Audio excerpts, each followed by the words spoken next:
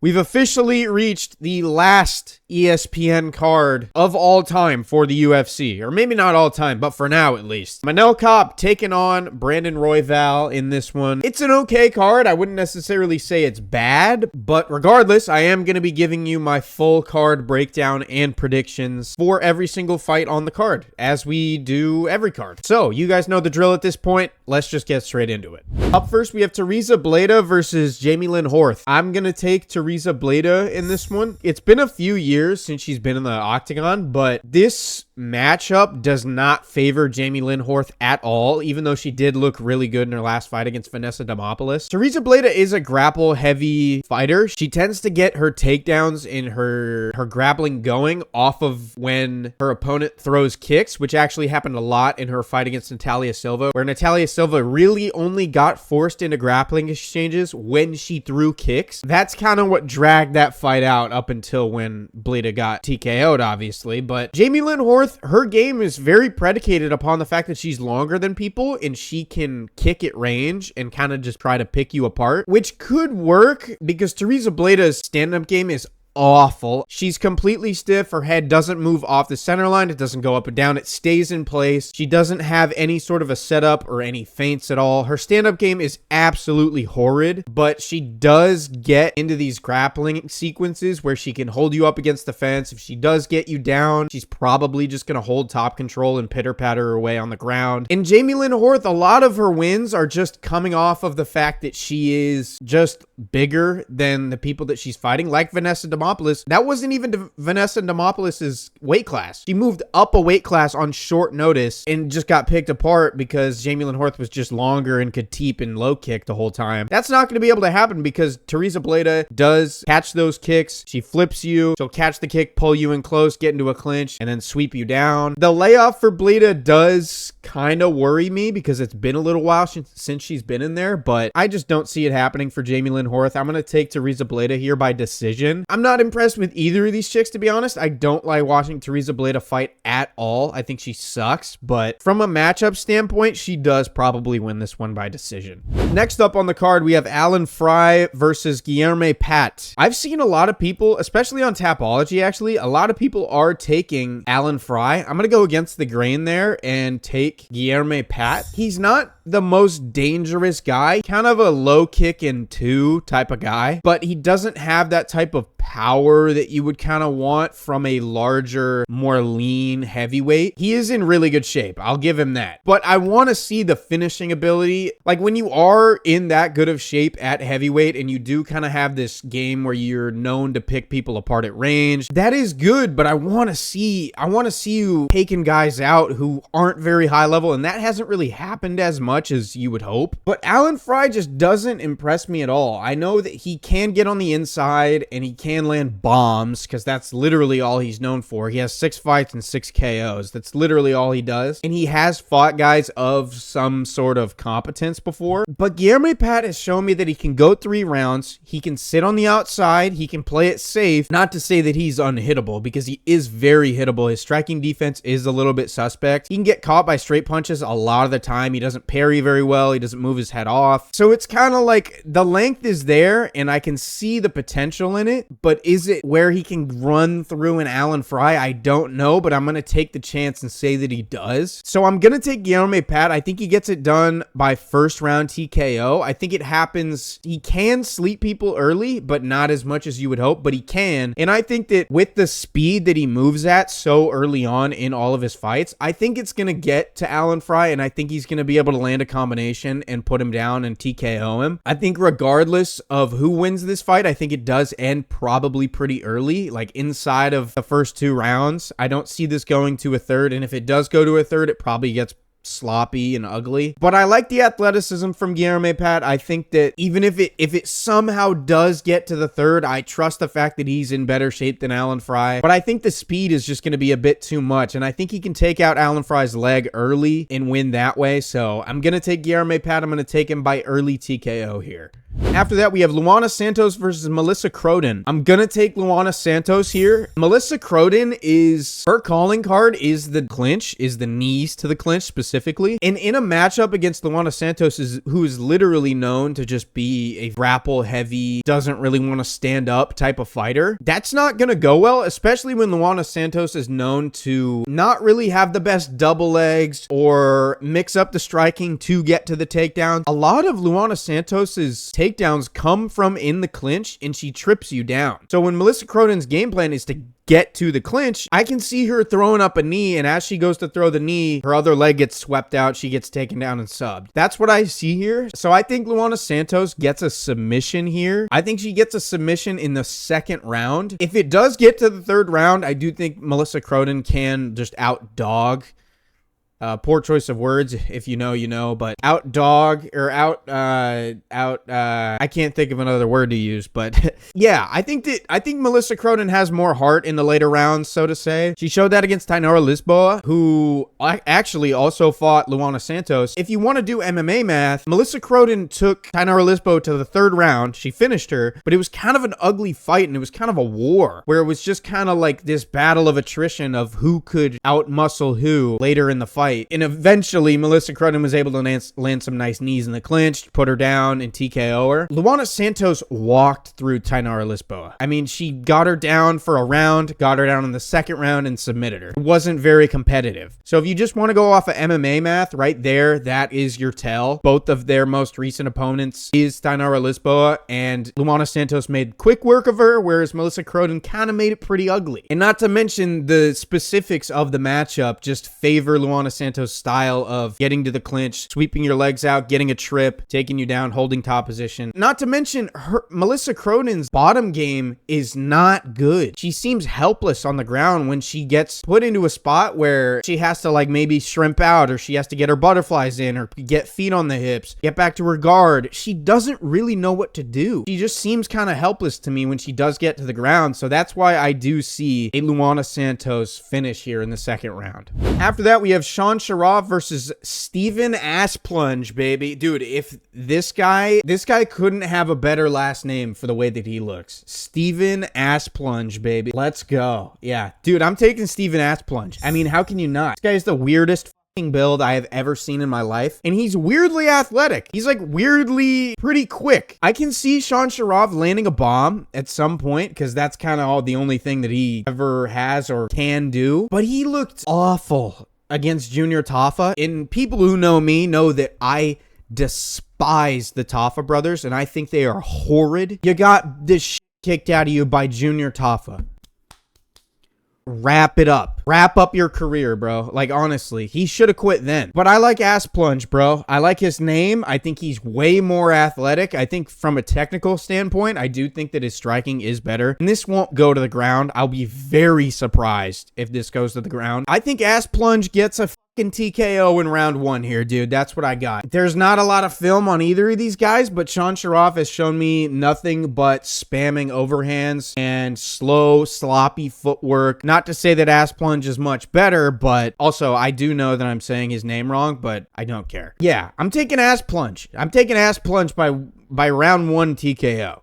Next up on the card, we have Yaroslav Amosov taking on Neil Magny. I'm taking Amosov here. He's 28-1. He's coming over from Bellator. He was supposed to come over to the UFC a few years back, but didn't end up happening. And then he was 27-0. Then he lost to this like Jamaican dude, if I remember correctly. But anyways, a lot of people think that he's a big deal because obviously the record jumps out at you, 28-1. Like, wow, this guy's really good. For me personally, on the fights that I have watched from this guy, I don't know if he's actually that good. I think the thing that I can point out from him is he's his fundamentals are they're sharp. From a fundamental standpoint, he does the right things. But in these weight classes, like a welterweight or like a middleweight, you really do need that it factor in order to succeed. You need that one thing that you can depend on. And he doesn't really have that. People for Amosov, if you pointed to an it factor for him, it would be the wrestling. But his wrestling has been shut down before. And he's struggled to get takedowns, and then he has to kind of like pick his way through a fight with a jab. His jab isn't the most reliable thing in the world. His footwork's solid, but it's nothing to be able to just completely rely on if his wrestling doesn't work. So I don't think that he gets far in the division, but I do trust him to be able to land the calf kicks on Neil Magny, because Neil Magny has some of the worst leg kick defense I've ever seen. I mean, he literally just doesn't do anything about it. People start kicking his legs out and he just like keeps eating them and doesn't do anything about it. So that'll be there, and I trust Amosov to go the distance. He's shown it before. He has tons of decisions on his record. He can go the full distance, and he can hold top pressure and not tire himself out, because the story with Magny is guys see that he gets hurt early and then they just dump their gas tank, and then by the third round they get finished because they're retarded. But these guys coming from Eastern Europe or the Middle East, they have that background of knowing when to go, when to stop, when to slow down, when to not gas out. He's the same way. I mean, you don't go 28-1 for no reason. I understand that some of these fights weren't against some of the best competition ever. Regardless, he does know how to go the distance. He does know to not get overzealous if he does hurt somebody. And he always seems to come in with a good game plan. And I trust him to land a bunch of low kicks. I trust him to push Magny up against the fence, land a takedown or two, hold top control. So I can see him doing that here. So I'm going to take Yaroslav Amosov by decision. Do I think he's really that good? Probably not. You can't trust these Bellator fighters nowadays. Next fight up on the card, we have Joe Anderson Brito taking on Isaac Thompson. Isaac Thompson stepping in on short notice. It was supposed to be Melsik Bagdasaryan, if I remember correctly, but here we are. There's not a lot of film out there on Isaac Thompson, so there's not much that I can really say. So I am going to take Joe Anderson Brito. I think that he's such a bat out of hell. Like, the guy, you watch the start of a Joe Anderson Brito fight, and you would think that the guy was like doing extreme amounts of cocaine before he walked out. The guy is a lunatic. And I think in order to beat him, you need to have that one thing that is really, really sharp, like a Pat Sabatini had, where he could just out grapple him, he could hold him down, and he could out scramble him and dominate from that area. On the feet, I think you need to be that master of distance management like William Gomez did, where that fight was close, but I think you need to have that one specific thing to beat that just cocaine style of fighting that Joe Anderson Brito has. And from what I've seen from Isaac Thompson, he doesn't really have that. Just based off of that alone, because I really can't break down much when there's not much to go off of, I can only assume that Joe Anderson Brito is going to get a first round TKO here. And Isaac Thompson isn't known to be a grappler, really, which is the one worst or largest weakness that Joe Anderson Brito has shown. And he's not really known to do that. So I just don't, it's a big moment for him. He's stepping in on short notice. He's got to come in here against a guy who's literally doing meth in the back. I mean, it's a recipe for disaster, I think, for Isaac Thompson. So I'm going to take Joe Anderson Brito. I think he gets this one done early in the first round. Next up, we have Amanda Lemos versus Jillian Robertson. I'm going to take Jillian Robertson in this one. People point to the grappling, obviously, because that is the most prevalent thing that just, it jumps off the page at you that her grappling is so good. But the thing that is so good about her grappling is that she's so much more physically imposing than the people that she's fighting. She can literally just like kind of out-brute people. Her strength is weird for this division, honestly. It's weird to look at because you look at her ragdolling people and you would think like, oh, why doesn't anybody else do it? It's because they're literally just not as strong and as physically imposing as Jillian Robertson is. And when they do get to the ground, she does a very good job of taking away people's posts, getting wrist control, her weight distribution is very good to where she's not going to let you shrimp out. She's not going to let you get to a spot where you feel comfortable. And Amanda Lemos has not looked good at this point. It's been like years, basically. Her only good win since like 2024 was Yasmin Lucindo, who's like in her early 20s, had clearly shown holes in her game, and she was like borderline losing scrambles to Yasmin Lucindo, and then she gets dominated by Tatiana Suarez. There's a lot of holes for Amanda Lemos, especially this late in her career where she's slowing down. I think Jillian Robertson is just going to be too physically imposing. She's going to be able to get the takedowns. I don't see Amanda Lemos really getting up up from it, to be honest. Jillian Robertson's head, she's in her prime now. I can see her getting a submission here. I think she gets a submission in round 3. I think this is a classic Jillian Robertson masterclass, I guess. I don't even know if I should call it that, but I just don't see Amanda Lemos taking any sort of big strides this late in her career, so I think Jillian Robertson gets this one done by late submission. Next up on the card, we have Bobby Green taking on Lance Gibson Jr., who's stepping in on short notice as well. I'm taking Bobby Green here, which I wouldn't say I'm completely thrilled about, to be honest with you, because Lance Gibson is known to kind of just have power in his hands and be explosive from the get-go, and that's not a good recipe for Bobby Green because he puts his hands down the whole time and doesn't defend himself. I think Bobby Green is sharp though. It's a double-edged sword when because he does have his hands down, but it gives him the opportunity to counter at such a high rate. And people will point to Bobby Green having a shitty chin and all that. Go look through Lance Gibson's fights. One of the fights, and I think the only time that he's lost, he got knocked out bad by a jab. So don't look at me and tell me that Bobby Green's chin is bad when you see Lance Gibson get stiffened by a jab. I have Bobby Green winning this one. I don't know if I'm very happy about it, to be honest with you. I do think he is sharp, though, and I think he's crafty. I think he gets this done by TKO. I think it happens in the second round. I think eventually he's going to be able to land one. Gibson overextends because he tries to use that athleticism to get to Bobby Green because Green's hands are always down. Gibson's probably going to think that he can enter and be safe. Bobby Green uses the head movement, steps off, sparks a 1-2 off his temple, down goes Gibson, and there we have it. That's the way that I see this. Again, not much to go off of, like the Isaac Thompson fight, where I just don't really know of too much that's going on in their career. But the one thing I saw from Lance Gibson, he got colded by a jab, and Bobby Green has colded someone with a jab. To be fair, it was Grant Dawson who has the chin of a newborn baby, but I mean, regardless, it's just not a good recipe, I don't think, for Lance Gibson. I could see Lance Gibson chinning Bobby Green in the first round because of how explosive he is. I'm gonna take my chances with Bobby Green here. I don't like the fact that Lance Gibson's coming in on short notice as well. I'll take a second round TKO for Bobby Green here. After that, we have Kennedy Nzechukwu versus Marcus Buchecha. You can't take Marcus Buchecha to win an MMA fight, I don't think, especially in the UFC. Not to say that Kennedy Nzechukwu is the sharpest guy out there, but Marcus Buchecha is a BJJ specialist, but that doesn't work if you can't get to the ground. He has no takedown entries. He's not good playing trips against the fence. He's not good on the feet at all. He kind of just wings hooks and prays that something lands, which weirdly has actually worked to this point in his career. And Nzechukwu is going to be way longer. He's going to be able to sprawl if Buchecha does shoot, because Buchecha doesn't know how to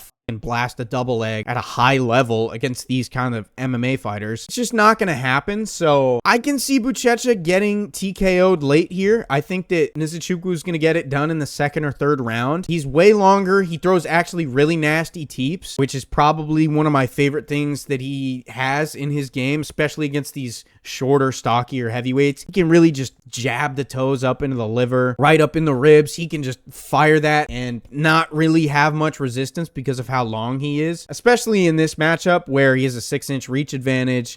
He's comfortably taller as well. I used to be decently high on Nzechukwu, not so much anymore. I think he's shown a lot of holes. I think he's a little sloppy at times, but it's Marcus Buchecha, and in order for him to get to where he's good, he needs to get a takedown, and he can't get a takedown. And he's not athletic enough to land some sort of bomb on the feet where he can blitz in and close the void and land an overhand or land a hook. It's just not going to happen. He's not explosive enough. I think Kennedy Nzechukwu wins this one. I think he gets it done by late TKO. Next up on the card, we have Morgan Charrier versus Melkaziel Costa. I'm taking Melkaziel Costa. I think that he is actually really solid. I used to hate on this guy because I thought he was mediocre. I think he's pretty solid. I think his grappling game is starting to really excel, as well as obviously the kicking game, which is kind of what he was known for his whole early UFC career. I guess it is still his early UFC career, but now, I mean, his kicking game is really sharp. And Morgan Charrier, he's one of those guys that needs to really plant his feet and throw, kind of like a Nathaniel Wood, where in order to land a shot or in order to throw any shot of any substance, they need to stick their feet in the ground and really throw. There's not a lot of floating around and zipping shots through or anything like that, which worries me against Melchizedek Costa, because Melchizedek Costa's gonna be sparking you up, moving, darting around. He's gonna be hard to hit. And he's from Shooter Box. I mention this every time. Shooter Box guys are fucking psychotic. They just go at you, they throw the kitchen sink at you, and they overwhelm you. And Morgan Charrier in the past has been picked apart. He's been picked apart by guys of pretty much every sort of style that you can imagine. Nathaniel Wood, Shep Mariscal, Paul Hughes, Jordan Vucenic. He's been picked apart by guys of many different sorts of MMA backgrounds. There's lots of ways to beat Morgan Charrier. I just think that he's very set in stone in the fact that he has to sit and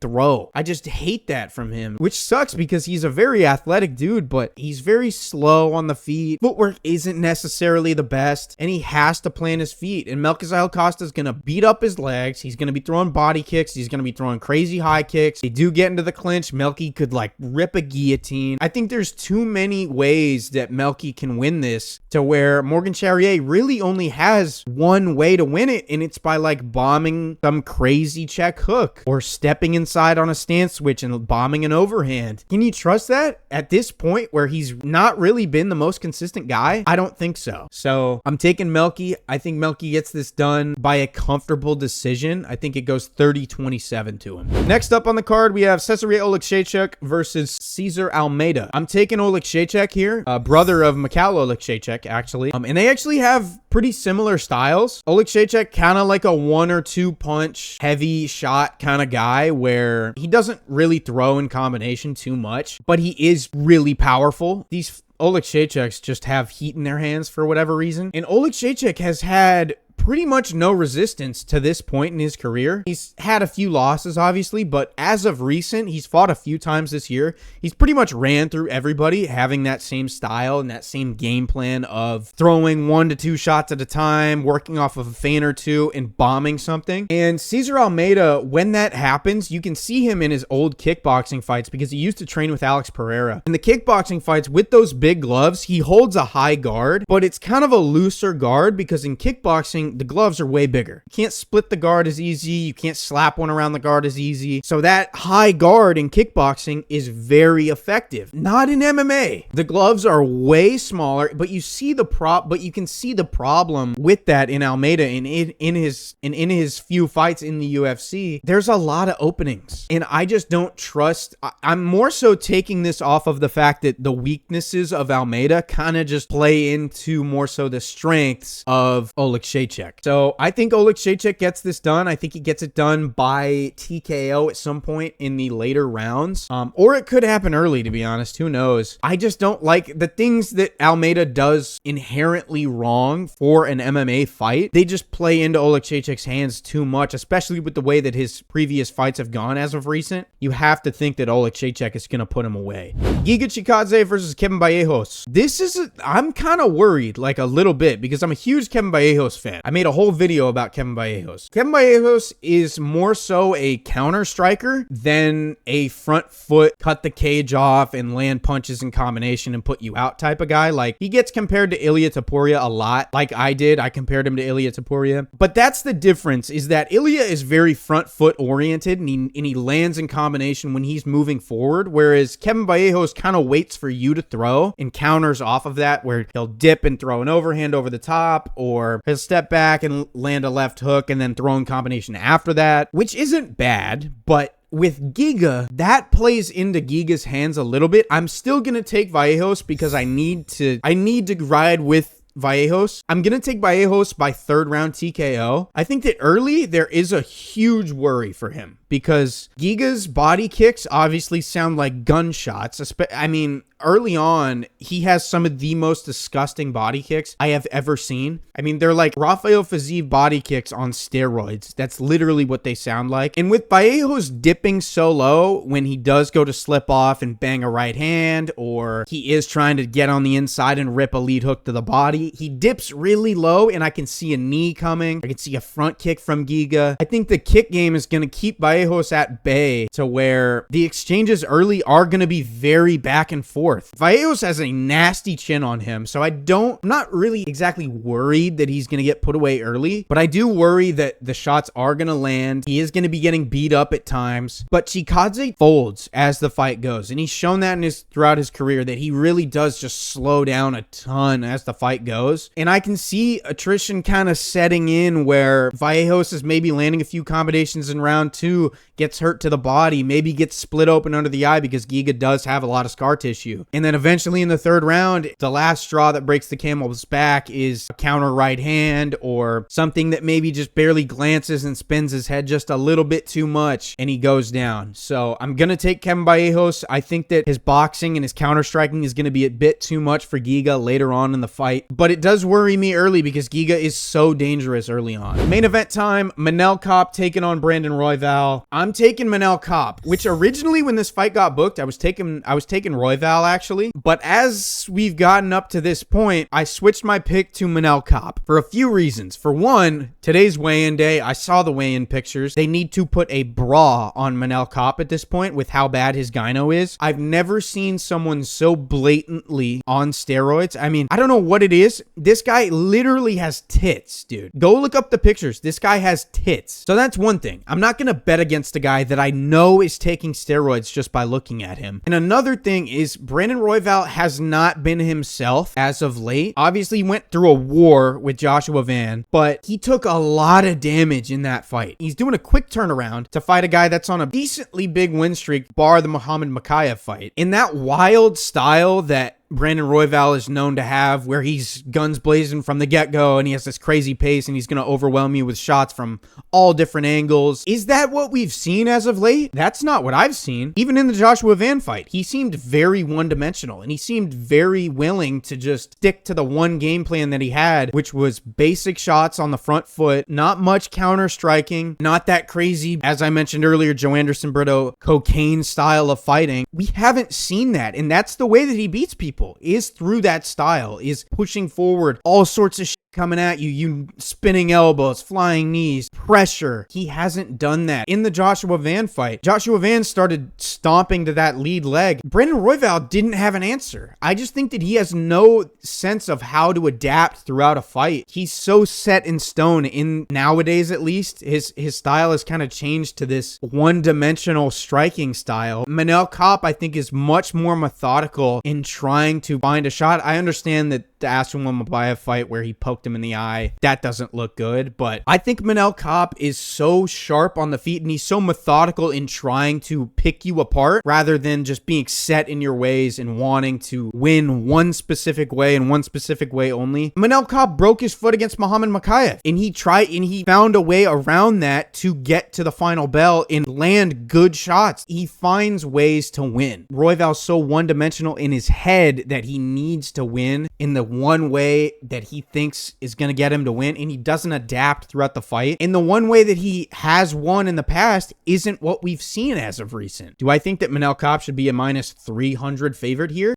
No, I don't. I think that this should be close to even odds, to be honest with you. I think a lot of people are looking at the fact that Brandon Royval's making a quick turnaround in terms of the beating that he took with Joshua Van, where he got dropped late, got up, was swollen. You know, that was less than 6 months ago, less than 5 months ago. It hasn't been very long, and he's taking a quick turnaround after taking damage. I don't like it for Royval. I can see him winning if he does come out with that style of like actually just throwing all sorts of different shit. But do I think he's going to do that? No, because he hasn't shown me that as of recent. I'm taking Manel Kape. I think he gets it done by late TKO or decision. I've also just been so high on Manel Kape for so long that I have to at this point. I have to take him. But yeah, that is my picks for the final ESPN card. This is kind of crazy saying that. This is the last ESPN card that I'm ever doing. Let me know your thoughts down below in the comments if you have any questions or anything for me, or if you think something different than I do. Feel free to let me know in the comments. Feel free to like and subscribe as well. I would highly appreciate that. To close out the ESPN era, I appreciate you guys. Like and subscribe per usual, and I will see you in the next one. Peace.